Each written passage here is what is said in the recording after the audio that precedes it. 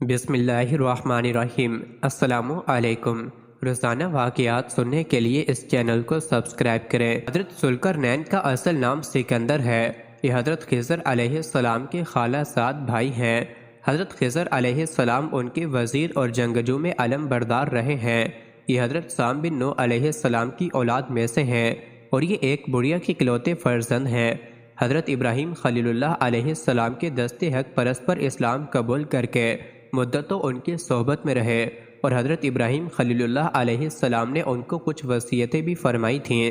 صحیح قول یہی ہے کہ یہ نبی نہیں ہے بلکہ بندہ صالح ہے جو ولادت کے شرف سے سرفراز ہے۔ حضور صلی اللہ علیہ وسلم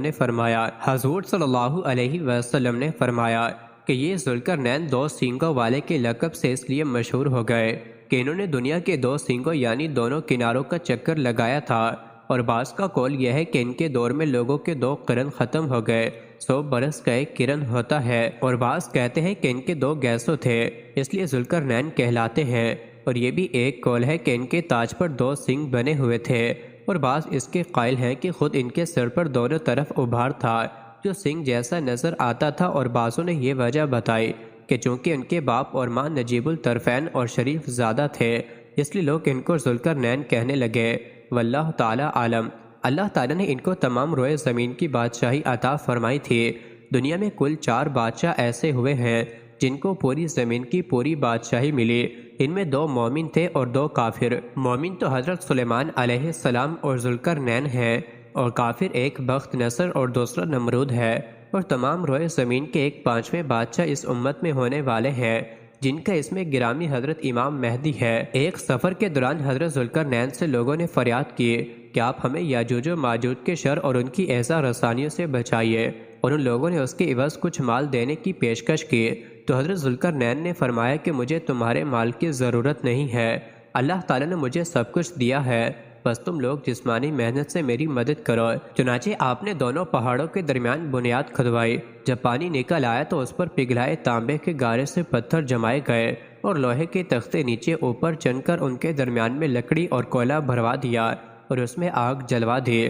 اس طرح یہ دیوار پہاڑ کی بلندی تک اونچی کر دی گئی اور دونوں پہاڑوں کے درمیان کوئی جگہ نہ چھوڑی گئی۔ پھر پگھلا ہوا تانبا دیوار میں پگھلا دیا گیا جو سب مل کر بہت ہی مضبوط اور نہایت مستحکم دیوار بن گئی۔ اس دیوار یعنی سد سکندری کو حدیث شریف کے مطابق یاجوج و ماجوج روزانہ توڑتے ہیں، اور دن بھر جب محنت کرتے کرتے اس کو توڑنے کے قریب ہو جاتے ہیں تو ان میں سے کوئی کہتا ہے کہ اب چلو باقی کو کل توڑ ڈالیں گے۔ دوسرے دن جب اس دیوار کے ٹوٹنے کا وقت آئے گا تو ان میں ایک کہنے والا کہے گا کہ اب چلو انشاءاللہ تعالیٰ کل اس دیوار کو توڑ لیں گے۔ ان لوگوں کے انشاءاللہ کہنے کی برکت اور اس کلمے کا یہ ثمر ہوگا کہ دوسرے دن دیوار ٹوٹ جائے گی۔ یہ قیامت قریب ہونے کا وقت ہوگا۔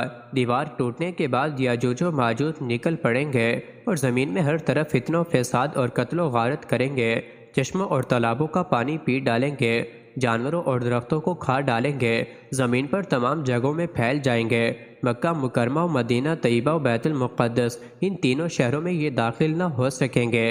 پھر حضرت عیسیٰ علیہ السلام کی دعا سے ان لوگوں کی گردنوں میں کیڑے پیدا ہو جائیں گے اور یہ سب ہلاک ہو جائیں گے۔ قرآن مجید میں ہے، یہاں تک کہ جب کھولے جائیں گے یاجوج و ماجوج اور وہ ہر بلندی سے ڈھلکتے ہوئے دوڑتے ہوں گے۔